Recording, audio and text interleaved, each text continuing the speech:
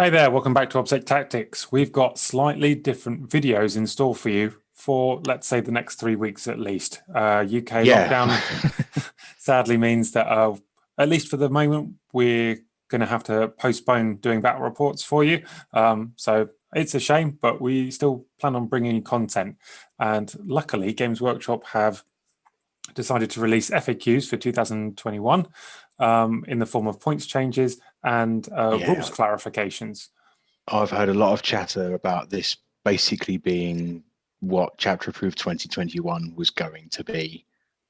Um, like with all the points changes, a few rules tweaks, all in one, and they've changed some of the missions as well. So Yeah, so what we're going to do is today we're going to go through the core rulebook changes and the tournament mission pack changes. There's some yes. secondaries and things that change. So we'll cover that in today's video. And then what we're going to be doing after that is particular factions like Space Marines, Tyranids, whatever. We'll talk about the points changes, if they have any, and also how the major changes in the rules here are going Yeah. to affect them. Yeah. So should we start with the core rulebook or the Chapter Approved?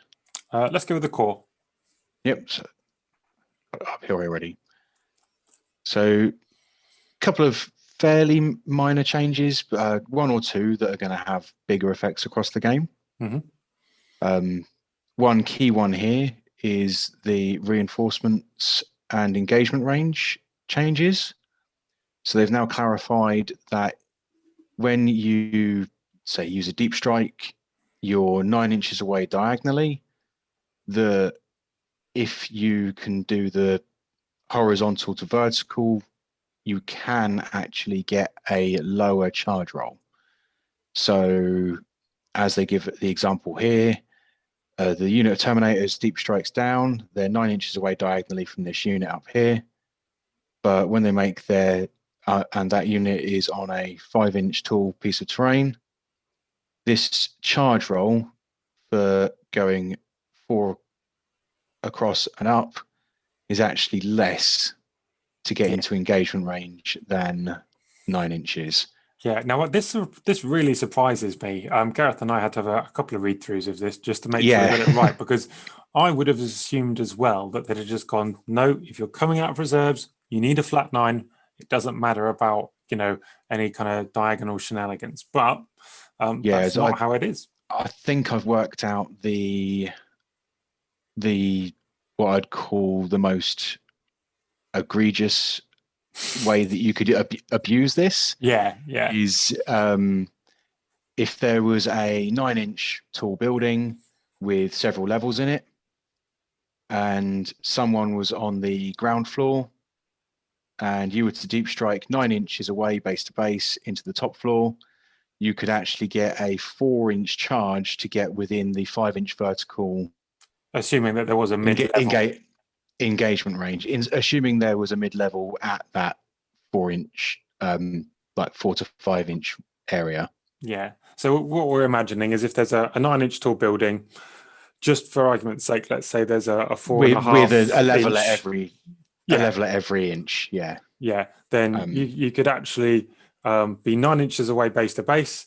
You make your charge of 4.5 inches, let's say. Well, yeah, it'd be 4 inches to be within the engagement range. Yeah. So it's unlikely to ever crop up, but for anyone who is playing with like their custom-made terrain and stuff like that with multi-levels, yeah, it is the most that this rule can be abused, from what we can tell. yeah. It's either 4 or 5. Check it. I'll probably be corrected. It's YouTube. Yeah, if you know more than we do, then let us know for sure. But yeah, so it is possible to make a very short charge using deep strike and a vertical charge if you can get 9 inches away vertically. Yeah. All right. So, and they've clarified that you can do that now. yeah. So I know in 8th edition they FAQ'd that no, you cannot do that. It's never anything less than a 9. But in 9th edition, they're clearly prepared to deal with it. Yeah. Yeah. So what else have we got then? So we've got deploying large models here. So this is one that there was some contention over, at least a number of aircraft that were not able to be deployed in certain deployment maps, especially the Dawn of War style deployment maps. So you've got a 10-inch deployment zone, and there are a number of vehicles out there that are bigger than 10 inches. Have you got your Alaris space? My Ares, Aries, that's the one, yeah. This thing is bigger than 10 inches in all dimensions. So that is waiting to be painted. And it's not in it's Dawn of War, isn't it? Deployment. It's literally not going to fit within the deployment zone. Yeah. So now they've made it so that as long as the base can fit wholly within the deployment zone and no part of the model is off the table, you're able to deploy it. I'm unsure, and there has been some discussion over whether it fixes the issue of, because you're overhanging the deployment zone, can you actually do anything in turn one? Because in the chapter proof book, in the deploy army sections, it actually specifically states if you're deployed, if you have a unit's deployed and any part of that model is past the deployment edge, like the deployment zone, you cannot move, shoot, charge with that model in the first turn.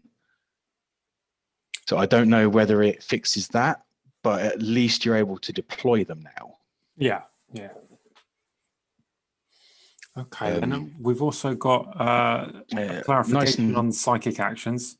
Yeah, nice and simple one. All rules that interact with psychic powers interact with psychic actions.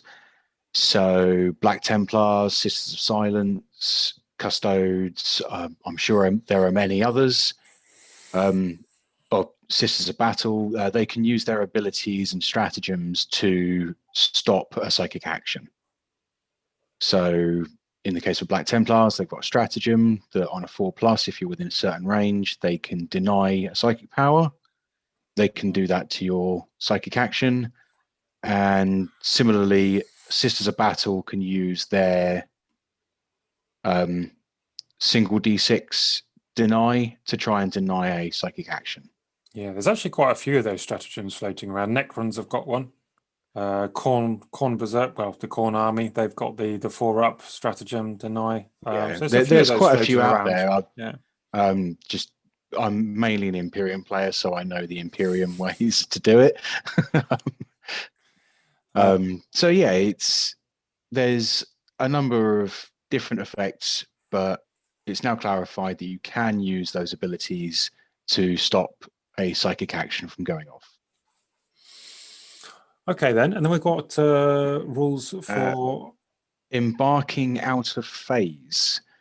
So this is an interesting one, especially for one of your armies, being your Harlequins, and potentially from my Imperial Guard as well.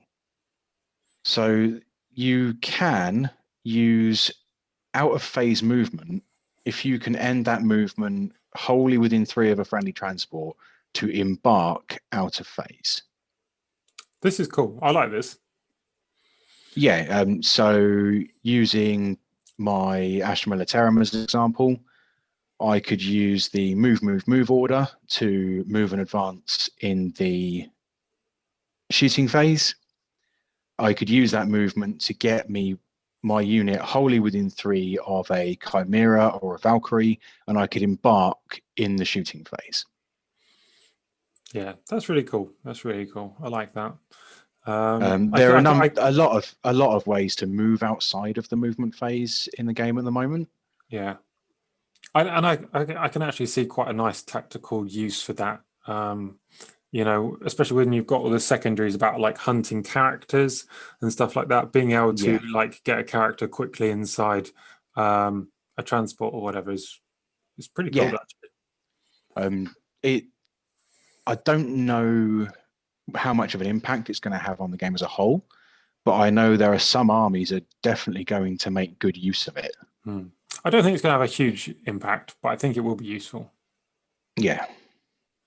And then just a quick errata on embarking. You change the second sentence to, unless specifically stated, other units and abilities have no effect on units while they're embarked, and stratagems cannot be used to affect units while they're embarked. So no command point rerolls from inside your Starweavers. No. And actually, I believe if we scroll right down to the bottom, there's a whole list of things that actually affect shooting from a transport. Yeah. So why don't we just skip this one for the moment? We've given the Yeah, brief bit, and we'll cover that along with there's about we'll 7 cover bullet that points. in a lot more detail going on to some of the later points. Okay, so let's see what's next. For the Eternal War missions, and we'll cover it when we get to the chapter approved, they've changed the while we stand, we fight secondary. It's no longer the 3 highest pointed models in your army. It is now the highest pointed units, which means for things like Custodes, at the moment, they would have been using, say, Trajan Valorous, a Dawn of Eagle jet bike, and a Telemon for their while we stand, we fight. But now it would be, say, their Alaris Terminators, or a unit like that, that would be their while we stand, we fight, because they're a more expensive unit. Crusade, I really know very little about, but you declare reserves and transports at the same time as you would normally in a match play game now. Cool. I mean, we haven't had much Crusade on the channel so far, but once we're actually able to start sort of, dare I say, getting back to normal here, we certainly plan to have a Crusade League. So it won't just be me and Gareth on the channel. There'll be other people from our local area coming in, with their Crusade forces and stuff. And we'll have like a mini championships type league thing. Should be fun. Yeah. We've also got a change to one of the Crusade missions, where instead of what it was previously, it is now hold 2 or more objectives. So in the rare rules section, we've got some erratas as well. So the always fight first, fight last abilities. The fight last ability specifically now stops you from being able to use your interrupt stratagems to get around it. Yeah, this is I don't know how needed it was, but I can definitely see people arguing both ways on this. I can see this being a very contentious issue. It affects whole armies like Slanesh. It affects Space Marines in a big way with their Judiciaries, or Space Wolves with the Belt of Russ. Yeah. Because people were playing around it by using the stratagems to interrupt. Yeah. So it's nice to have this all cleared up. I really like that. Yeah. Repositioned and replacement units. If the unit was performing an action before it is repositioned, the action fails.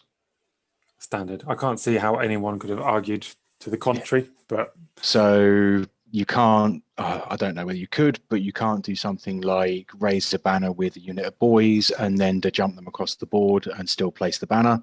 Yeah, and hope that because you haven't shot or charged that it goes off somehow.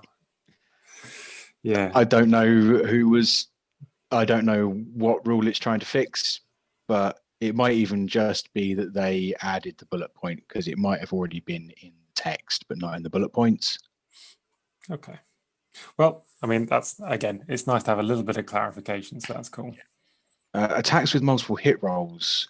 So they've just clarified that, say, with a knight with its titanic feat, you roll 3 attacks for each attack that the knight has. Each of those attacks now counts as an individual hit roll. I think it's just cleaning up wording. I don't think it's anything specific that was broken about the game, or not that I'd heard that people were abusing. I can't think of anything either. But it's nice to have it there just to make sure things are clear. Absolutely. Charging aircraft, nice and simple one.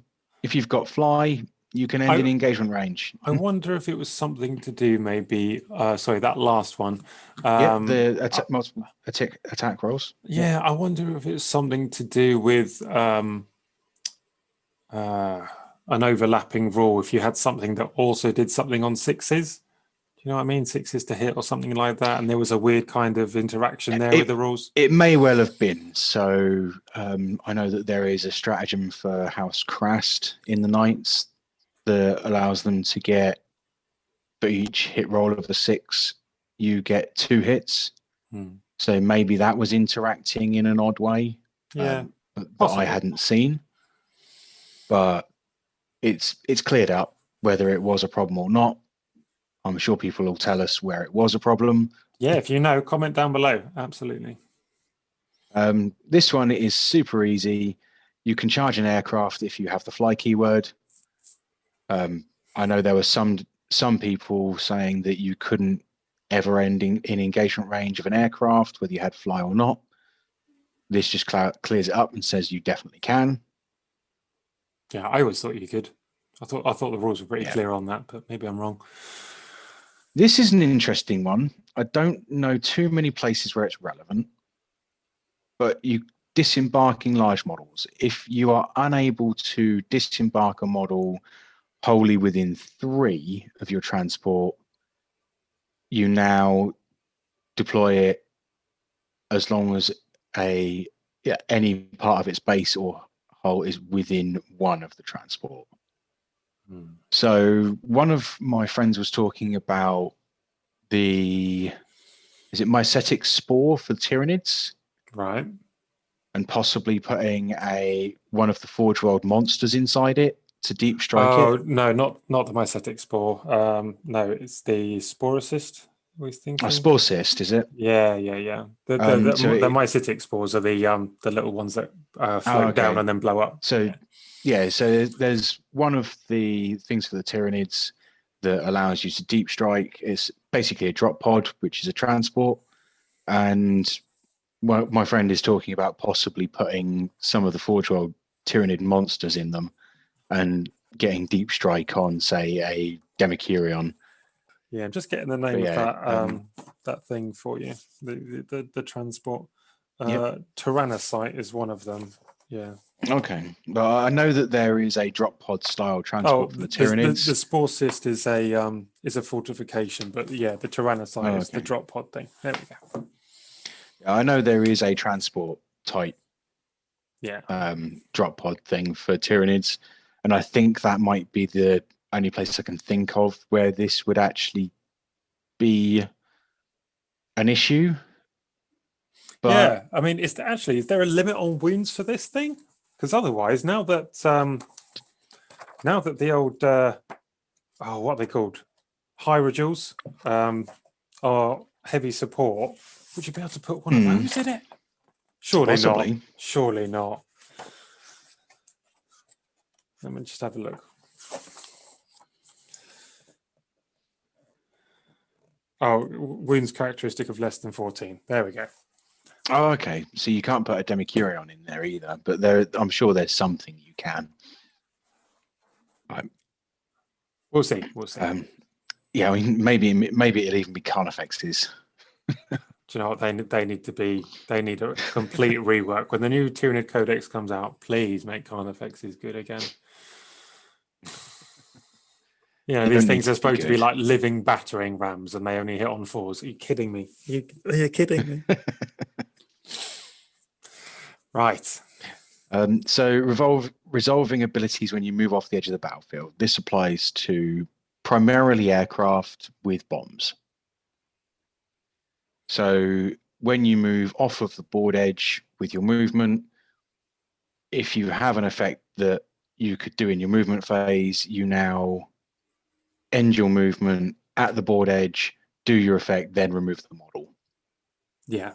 So as an example, with my Ares, that once that's painted, if I were to fly that off of a board edge to come in on a later turn, I could drop the bombs on its way out from the board. Yeah, that's really cool. Preventing units from setting up. So a big one here is things like infiltrators. from the Space Marines that says that units can't be set up within a certain range. They supersede rules that say you can come in closer. So a unit of infiltrators says you cannot come in within 12 versus a Morlock that says you can come in outside of 1. Mm-hmm. Wouldn't be able to come in anywhere within 12 of the infiltrators because the rule that prevents supersedes the reinforcement units rules. Special rule, yeah. I mean, we've talked about this a little bit before. I personally am not a fan of this. I like a lot of the rules in this one, but I don't like this one. And here's why. There's a whole bunch of stuff. Every army has stuff that can come in 9 inches away. But there's very little in the game, less than 1 per faction. There's the Vexilla teleport Heimer for Custodes. There's Gene Stealer Cult with their they've got a number of stratagem that surprise ambush or something like that. They've got a number of stratagems that allow them to do shenanigans with coming in. There's the Raven, the Dark Angels at the moment in their index. We don't know what their codex is going to bring, right? But at the moment, they can deep strike to within a certain range of a Raven Wing if they are a Death Wing. So, right. So have Imperial Guard got anything that can do that? not that I'm aware of. Harlequins off the top of my head. But Imperial Guard might have access to something that I've just not read. Yeah, I don't think Tyranids have. The Necrons have got. Well, Tyranids have got the Morlock. Oh, sorry, yeah, that's my bad. I even gave that example before, didn't I? Yeah. The Necrons have got the whole thing you can do with the Night Scythe and Lich Guard. In fact, it can be done with a Monolith as well. Yeah, so Necrons have got a couple. So Night Scythe and Monolith being able to come in within a certain range of those vehicles with a core unit, I think it is. So it could be Warriors, it could be Mortals, it could be Lich Guard. Yeah, but honestly, I think because there's so few of these units, it's a shame to be able to just deny them with what is basically at the moment it's an auto include in every Space Marine army. Everyone's taking infiltrators. They are really quite good. Yeah, and so to just considering, I think people were saying like at least like 50% of the players out there are Space Marine players, roughly. I heard it had gone down to about 40, but there's a lot of Marine players. Yeah, and to just go right. Well, now all of these like units that have these special rules to come in within a certain distance is just gone. I don't like it as a rule. That's all I'm saying. But there is one way of getting around it. So they cannot use a rule, say, from infiltrators to stop you being able to come in from strategic reserve within an inch of your own board edge. So if they've pushed all the way up to your board edge to try and deny you coming in, you can still come in within an inch of your board edge and even in engagement range as per the rules. Yeah. Yeah. As a rule, I don't like it. I'd say that's maybe the only one in this whole book that I don't like. So defensive rules that apply to attacks with characteristics. This one affects Space Marines mostly. And it just clears up the discussions there were about when does the doctrine apply to your AP in comparison to an ability or stratagem that allows you to ignore certain AP values.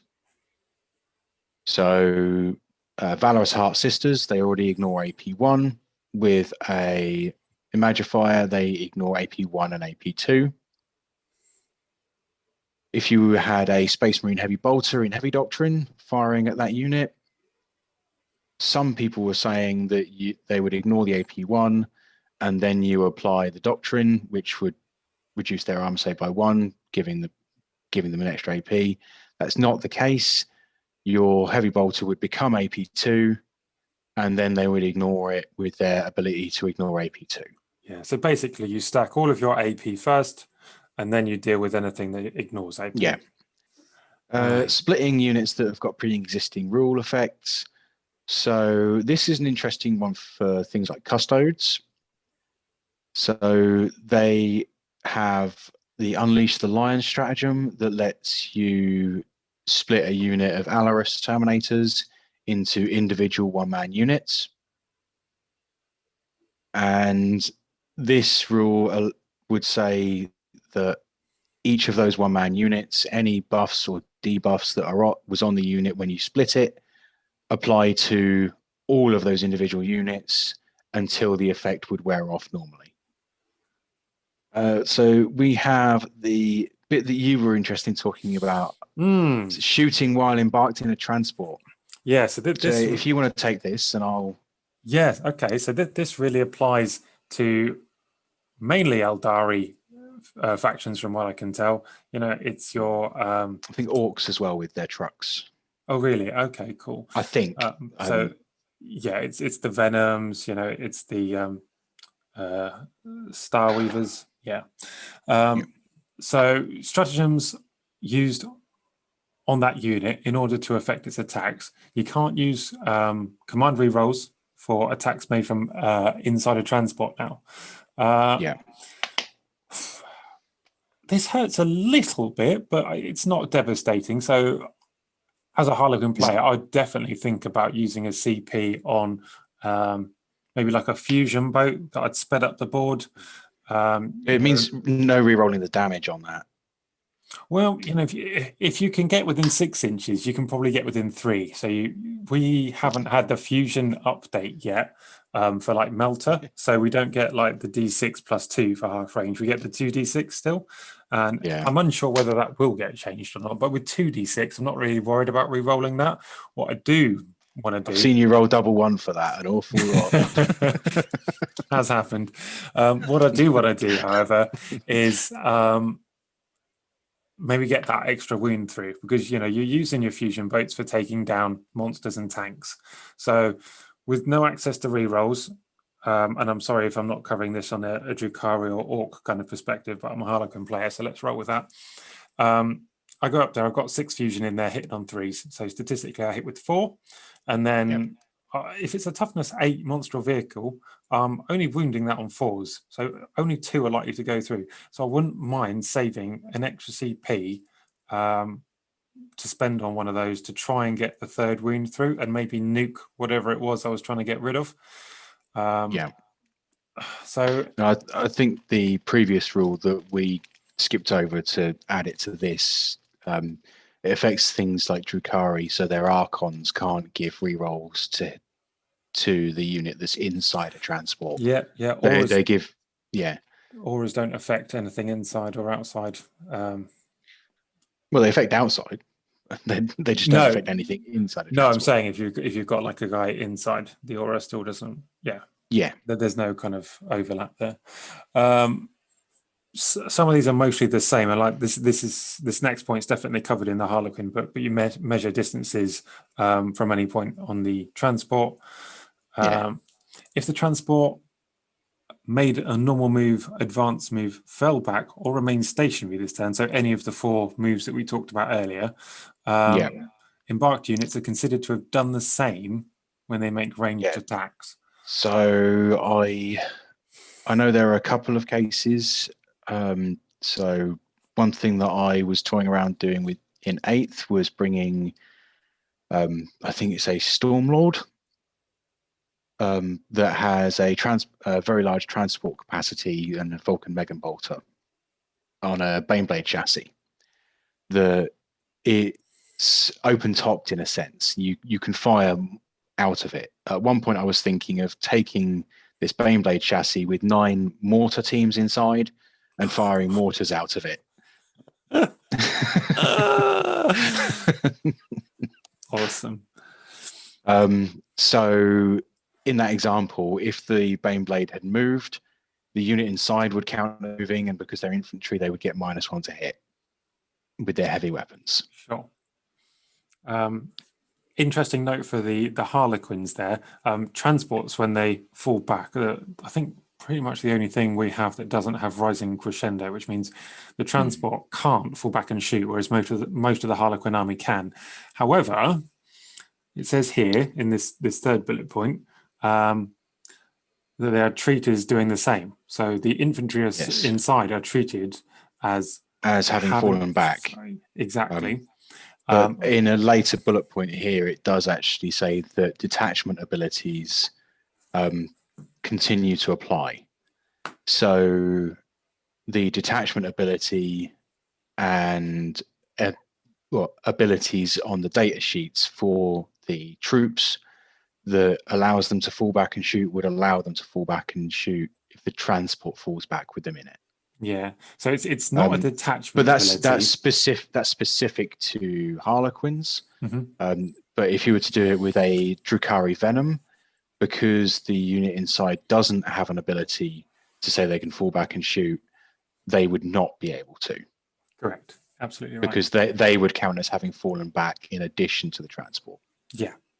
So the next bullet point, there's 9 on this. So there's obviously been quite a few contentious issues on this.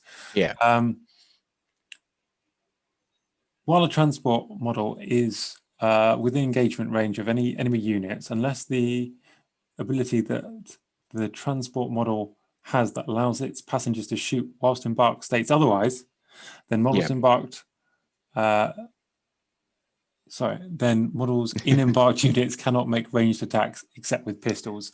So it means no firing into combat unless you've got pistols with the embarked unit. Yeah, so the embarked unit counts as in engagement range the same as the transport does.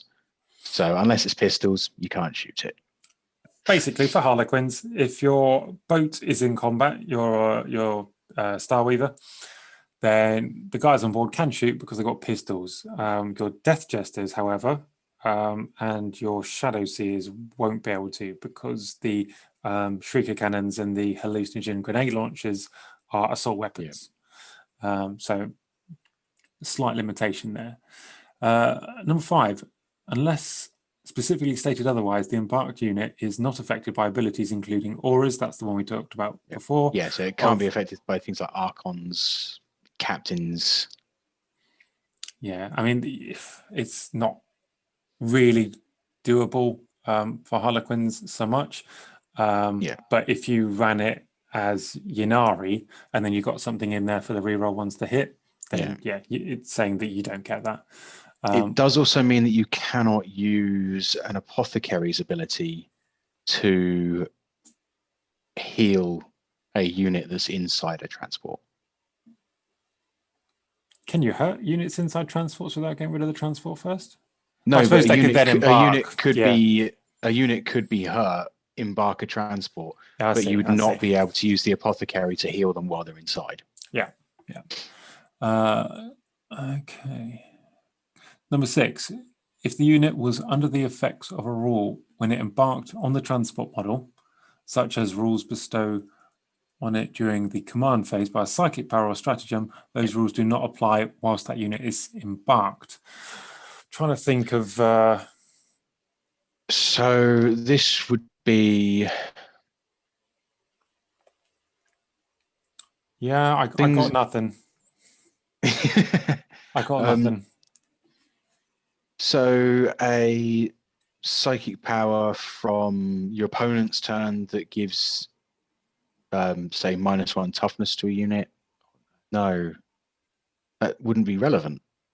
No, I don't think so. There's obviously... I'm trying. I can't think of where it applies, but I'm sure there is a place it does. Maybe they're trying to clear something up for the future. Maybe they're just trying to get in ahead of the game. I don't know. I'm sure there's something that's going to really sting me one day that's going to come up. So number 7, any abilities, including data sheet detachment abilities. Sorry, I don't know. These words are tiny on my screen here. So this is the bit that I covered earlier about your detachment abilities or your abilities that say that you can fall back and shoot still allow you to while you're in a transport. So then we've got a little while until the next section. Transports and rules that count as remaining stationary. So some rules allow a model to count as having remained stationary, even if that model was moved during its movement. Transport is subject to a rule. The embarked unit still cannot disembark from that transport during the movement phase if that transport model is already moved, unless the transport model or models embarked within it have a rule that explicitly says they can. So I think an example of this is Ultramarines Rhino with a unit of Vanguard veterans inside. In the tactical doctrine, the Ultramarines always count as having remained stationary. The Rhino would see. move. The Rhino moves, counts as remaining stationary. And because it counts as remaining stationary, Works like an impulsor. some people may have thought you could disembark. This rule says no, you cannot, because the transport moved, you cannot get out even if you count as remaining stationary. Yeah, fair, completely fair.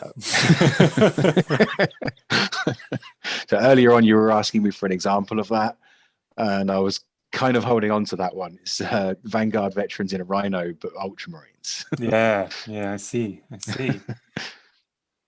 And this last one in the core rules hurts me quite a bit. So the move normally, they've added a section of it that rules that refer to moving normally as it's the same thing as making a normal move. So some rules state that instead of moving normally, or say that you can move outside of the movement phase, if they don't specify what kind of move, it's a normal move. And that's a move according to the actual core book of the 4 types you're given. So there are 4 types of movement in the core book. There is move normally, which is move up to your movement value. There is advance, which is move up to your movement value plus D6. There's fall back, which is move up to your movement value, ending outside of engagement range. Yeah. And there is remain stationary. So any effect that allows you to move outside of the normal movement, if it doesn't specify which kind of movement, it is a normal move. You cannot use it to fall back or advance. So it stops me being able to, with say Talon Guard, with a Lehman Russ tank commander, being able to use the Talon tank order to fire into combat and then fall back. I can't do that anymore. I really liked doing it, but I now can't. Yeah. Because the additional movement in the shooting phase from that order would be a normal move. So I can't use it to fall back or advance. Sure. Okay, flip on the bonus side though, at least 9th edition gave you big guns never tire, so you can still shoot combat. Yeah, but I can't fire blast weapons into combat, which is the turrets that. Yeah, I suppose so. yeah, fair play. Right, and I think that pretty much covers that. So that's the core book changes. Yeah. A lot of the chapter approved changes are reiterations of those that we've just been through in the core book. Yeah. But there are a few changes up here. We've got some pretty big. Yeah. Oh, and the first turn thing for sure. So the 2 biggest ones, we'll split these up here. The 2 biggest is how you determine first turn. Is now the winner of the roll-off goes first. You don't get to choose anymore. So some people will love this because it takes away the analysis paralysis side of it. Yeah. Where you just think too hard on whether you want to go first or second. Some people will hate this because it's going to massively affect games being won and lost in the deployment phase. Absolutely. I really like it. I can't wait to see how this starts to play out. Oh, you're a nightmare for winning the roll off and taking 10 minutes to decide, do you want to go first or second? I want to be sure. I want to we be cut sure. it out. We cut it out of all the videos, but we quite often end up having a 10-minute discussion. Yeah, I'll go make a cup of tea while I'm thinking about it. And the other big change to the missions, I will skip past the secondaries and move to this first, is if you go second in your 5th battle round, you no longer score the primary in the command phase, but you instead score your primaries in the end of your turn. So that helps factions like Custodes, Space Marines, Death Guard that have a decent number of durable troops that can take an objective just by moving on to it later in the game. It only applies if you go second and if it's in your final turn. So the rest of the game, it's all scored in command phases. But I think they've done this to alleviate the power that going first has. Mm-hmm. So we did talk about there being some secondaries changed. The while we stand, we fight change is the same in here as it was in the core book. So now it is your 3 highest pointed units and not the highest pointed models. Sure. Now this next one, this is the one I'm super excited about. This one makes my Imperial Guard possibly playable. So I'm quite excited for this one too. Happy gas mask breathing noises. Yeah. So they changed Bring It Down. So whereas previously you scored 2 points for each vehicle or monster you killed that had 10 or less wounds, and 3 points for each vehicle or monster you killed that had 11 or more wounds. They've now separated into 3 sections. So if it's 10 or less wounds, it's 1 point now. 11 to 19 wounds is 2 points, and 20 or more wounds is 3 points. So knights give away 3 still, unless it's baby knights that would give away 2. My chimeras that I like to use with my Astra Militarum, they're only giving away 1 now, which is huge. I'm going to go on a limb here. I reckon every single time I've taken Bring It Down against an army, I've maxed it out. I don't know if that's true or not, but I'm willing to go back and check the videos. If your opponent's army gives it up, it's fairly easy to score against most opponents. And with the existence of things like eradicators that are just everywhere, if someone brought vehicles, they were going to be giving away Bring It Down points. Yeah. I guess this kind of also helps with that whole the duality of taking Bring It Down along with Thin Their Ranks as well. Yeah.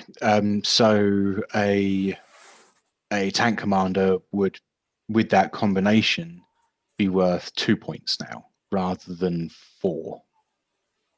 Tank commander. No, it'd be worth 3 points. Yeah. It'd be worth 3 points rather than 4, which is still a lot.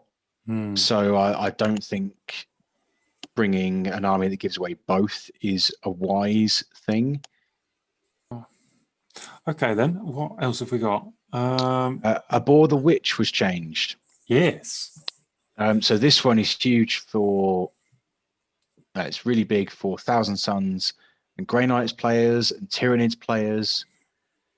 So previously, if you killed a psychic character when taking this secondary, it would give you 5 points, and a non-character psychic unit would give you 3 points. Now it's 3 points for psychic characters and 2 points for non-character psychers. So that's a big change, because previously, it stopped me taking like astropaths in my Imperial Guard because they're a 3-wound psyker with no invulnerable save. Chances of them killing themselves is pretty great at that many wounds. Yeah, just 1 perils. But I couldn't take 3 of them to get 3 good powers, because that's 15 points there. Yeah, and no durability whatsoever. Toughness 3, Yeah. no invuln. Now if I were to take 2 of them or 3 of them in a list, yes, it means I'm more likely to giving away assassinate, but in some guard armies, people were going to take assassinate against me anyway. Yeah, I like it, and it really does help out the Grey Knights and the Thousand Suns, doesn't it? Yeah. So I think the changes to Abhor the Witch and Bring It Down, they're going to shake things up a lot, because it's going to make a lot more army builds viable that don't just bleed as many secondaries.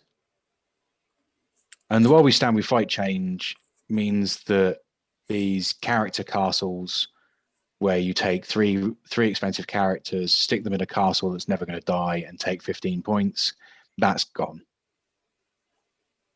Yeah, I like it. I like it. So everything else on here, we've got the embark ones. We can ignore those. Embarking, always fight first, fight last. I think everything else here is the same as in the core book. Yeah, just keep going all the way down to the bottom. We'll just check. So just having a quick scroll to check that. Yeah, that's all the same. Yeah. All right. So, I mean, those are the changes we've got going ahead into the new year. And for 99 post lockdown, a lot of games. Yeah, 99% of these I'm really happy with. There is just the one that I really dislike, which is that, as I mentioned before, the prevention of deep strike within a certain range takes priority over special rules that allow deep strike within that 9 inches. I think it's more that there's not many units out there that prevent, say deep striking or reinforcements coming in. Yeah. From a certain range of them. I wouldn't have a problem with it if there were more units that army. did it. No, I wouldn't have a problem with it if it was an unusual unit, like a ghost keel. You know, that's one unit. You don't see too many of them because they're all right. Oh, yes, you do. they're all right. But my word, do you see infiltrators? I mean, how many people do you see playing Tau competitively these days? It's not. They're not a huge amount. They're not particularly popular competitively. I'll give you that. However, but then Space Marines, infiltrators are everywhere. Every Space Marine list I write, it starts off with at least 2 units of infiltrators or incursors. Yeah, and that's the problem. That's the problem. I might be very different to how other people write lists, but when it comes to Space Marines, you're not. I start off with infiltrators, then I look at how many eradicators do I want, and then go from there. Inceptors, Outriders, just bring me the Indomitors box. As a whole, really, really pleased with this FAQ. It's a good FAQ. I agree with a lot of people's viewpoint on it, that it is effectively what chapter approved 2021 was going to be. Possibly with some things taken out, because I'm assuming and hoping that when we do get chapter approved 2021, we get completely new missions, or at least a shake-up of some of the missions that are in there. Well, on that note, from me and me and Big E, and Big E, we'll see you later.